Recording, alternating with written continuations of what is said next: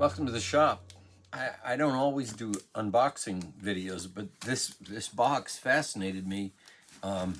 It's Quaker Oats, just arrived. Now I know who it's from, and I know that it's not Quaker Oats, but I thought I would unpack this because I think it's a very inventive way of packaging. There's a plane in here that I bought from someone online, and I was surprised to see this box on my porch. Quaker Oats, there's the ingredients, nutritional facts and everything, and Chase Glancy's name on it, because that's who it came from.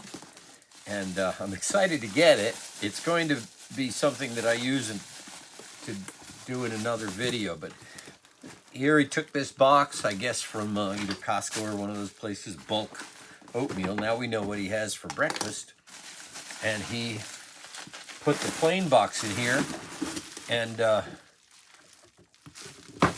I think it was a good idea.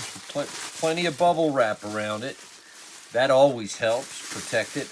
And I was a little concerned when I ordered the plain because a lot of times plain boxes get damaged. So we're going to look and see how this one did. I'm not feeling a lot of movement inside that inner box, so that's a good sign.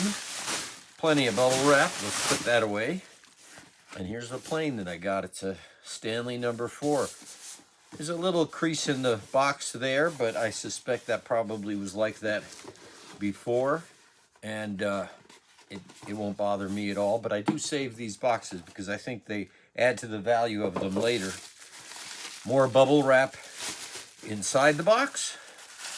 Good. And here's the plane, and a little spotting on here for me to clean up. Wow, great weight. So speaking of weight, I can't wait to get it tuned up and to do a video about it. It feels good. It's got a nice size to it, but I'm not going to get into that now. So, creative packaging. It's a good thing. You guys take care. Till I see you again. Have you back in the shop.